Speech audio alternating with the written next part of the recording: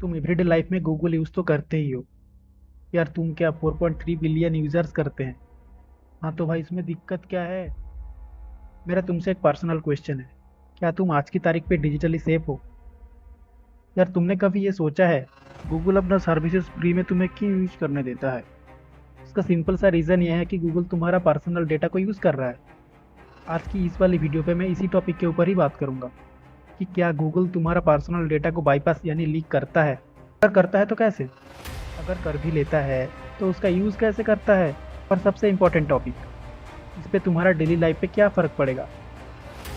इन सारी क्वेश्चन का आंसर मैं तुम्हें इसी वाली वीडियो पे देने वाला हूँ और साथ ही साथ इसका सिंपल सा सॉल्यूशन भी। तो वीडियो को बिना स्किप किए पूरा लास्ट तक देखना। मैं गारंटी देता हूँ लास्ट में तुम्हारा सारे डाउट यहाँ पे क्लियर हो जाएगा। तो लेट्स गेट स्टार्टेड। तो आते हैं पहले सवाल की तरफ। क्या गूगल तुम्हारे पर्सनल डाटा को यूज़ करता है। इसका आंसर है हाँ। गूगल तुम्हारे पर्सनल डेटा को यूज़ करता है अपने फ़ायदे के लिए, अपने प्रॉफिट के लिए, ऐड दिखाने के लिए। अब तुम बोलोगे कैसे यूज करता है। इन फोर वे टेक्निक की मदद से। इन फोर वे टेक्निक के बारे में तो मैं तुम्हें बताऊंगा ही, उसका सॉल्यूशन भी मैं तुम्हें दूंगा। लेकिन जो लास्ट वाला टेक्निक है वो तुम्हारे होश उड़ाने वाला है। पहला तरीका, डाटा कलेक्ट करके। गूगल तुम्हारे डाटा को कैसे कलेक्ट करता है। जब तुम गूगल का कोई भी प्रोडक्ट या गूगल का कोई भी सर्विस यूज करते हो तो वो गूगल का सबसे बड़ा कीमती एसेट बन जाता है। एग्जाम्पल के तौर पे तुम्हारा पेरेंट्स, तुम्हारा घर, तुम्हारा डॉक्यूमेंट्स, ये सब कुछ तुम्हारा वैल्यूएबल एसेट्स है। गूगल तुम्हारा डाटा जैसे कि सर्च हिस्ट्री हो गया, लोकेशन हो गया, डिवाइस इंफॉर्मेशन हो गया, सब कुछ गूगल ट्रैक करता है एंड स्टोर करता है बंडल या पैकेज की तौर पे अपने डाटाबेस पे। अब आते हैं सेकंड पॉइंट की तरफ, लोकेशन ट्रैकिंग। क्या तुम्हें पता है गूगल तुम्हारा हर एक लोकेशन ट्रैक करता है। तुम्हारा पूरा लोकेशन हिस्ट्री गूगल को पता है। तुम्हारा घर का एड्रेस, तुम्हारा ऑफिस का एड्रेस, फेवरेट रेस्टोरेंट कौन सा है, कहाँ कहाँ जाते हो, सब कुछ गूगल को पता है। हाँ भाई ये तो मुझे पहले से ही पता था, कुछ नया बोल दे। अब इंटरेस्टिंग चीज ये है कि गूगल तुम्हारा लोकेशन तब भी पता कर लेगा जब तुम उसका ऐप यूज भी ना करते हो। तुम्हारा हर एक कदम गूगल मॉनिटर करता है एंड तुम्हारा वायर अबाउट्स को लेकर गूगल एक कॉम्प्रिहेंसिव मैप बनाता है। और ये चाहकर भी तुम कभी ऑफ नहीं कर सकते हो। मान लो तुम्हारे घर के पास एक टावर है, ठीक है। अब तुम उस टावर की सिग्नल को कभी बंद कर सकते हो, नहीं ना। ठीक इसी तरह तुम गूगल का लोकेशन हिस्ट्री कभी भी ऑफ नहीं कर सकते हो। हालांकि गूगल ने एक ऑप्शन दिया, मैनेज योर गूगल अकाउंट पे जाके तुम लोकेशन हिस्ट्री ऑफ कर सकते हो, लेकिन इसमें फायदा कुछ नहीं है। तुमको लगेगा कि तुमने लोकेशन हिस्ट्री तो ऑफ कर दिया, अब तुम्हें कोई नहीं ट्रैक कर सकता, लेकिन ऐसा नहीं है। तुम गूगल का लोकेशन हिस्ट्री कभी भी बंद नहीं कर सकते, इम्पॉसिबल है ये। गूगल अपना ही किसी ऐप से तुम्हारा लोकेशन पता कर ही लेगा और ये चाहकर भी तुम कभी बंद नहीं कर सकते। अब आते हैं तीसरी पॉइंट की तरफ, सर्च एंड वॉइस डेटा। तुम्हें तो पता ही है, तुम जो कुछ भी गूगल पे सर्च करते हो वो सब सर्च हिस्ट्री पे स्टोर होता है। लेकिन सिर्फ सर्च हिस्ट्री ही नहीं, तुम गूगल असिस्टेंट यूज करके और वॉइस कमांड देके जो कुछ भी गूगल के सर्च करते हो वो सब भी स्टोर होता है गूगल पे। यार तुम्हारी वॉइस को भी गूगल स्टोर कर रहा है अब। एंड गूगल क्लेम करता है कि ये सिर्फ तुम्हारा यूजर एक्सपीरियंस को इम्प्रूव करने के लिए है। लेकिन data privacy and data miss use को लेकर कहीं ना कहीं एक सवाल तो रह ही जाता है। अब आते हैं चौथी एंड सबसे चौंकाने वाली पॉइंट की तरफ, ट्रैकिंग एंड प्रोफाइलिंग। गूगल यहाँ पे मनी हेस्ट की तरफ एक चोरी को अंजाम देता है और तुम्हें पता भी नहीं चलता। गूगल यहाँ पे एक ट्रैकिंग टेक्नोलॉजी यूज करता है। पता है वो क्या है।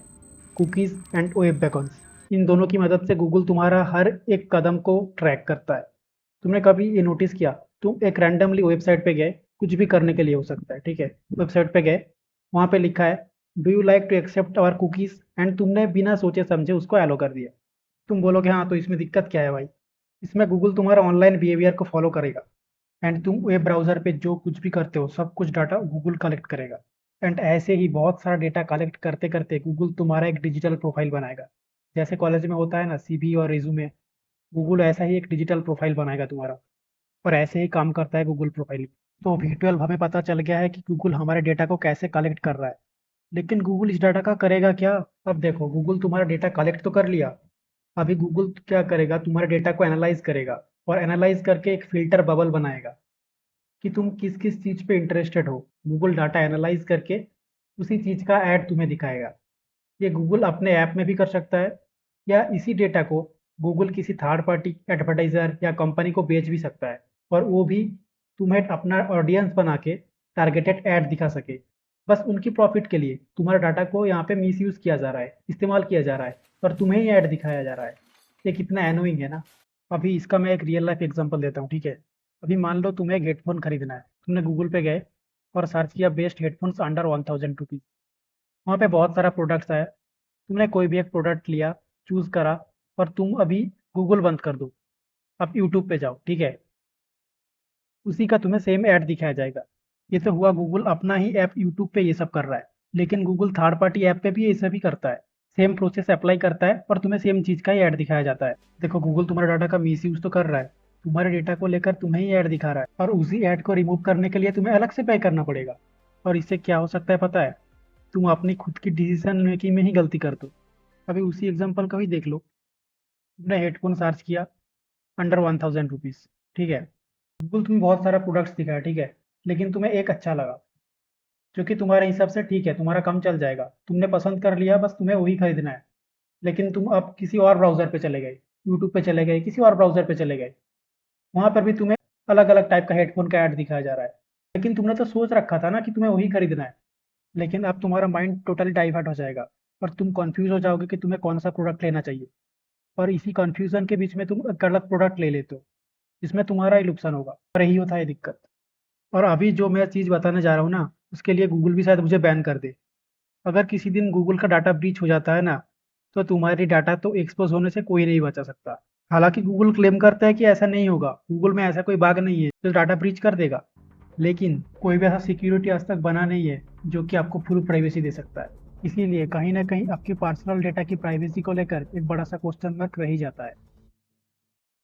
लेकिन V12 तुमने प्रॉब्लम तो बता दिया, लेकिन इसका सॉल्यूशन क्या होगा? तो हाँ, इसका सॉल्यूशन भी है मेरे पास। देखो, तुम अपना प्राइमरी सर्च इंजन यूज करते हो गूगल को, ठीक है। अब तुम गूगल की जगह डक डक गो यूज कर लो ना, क्या दिक्कत है?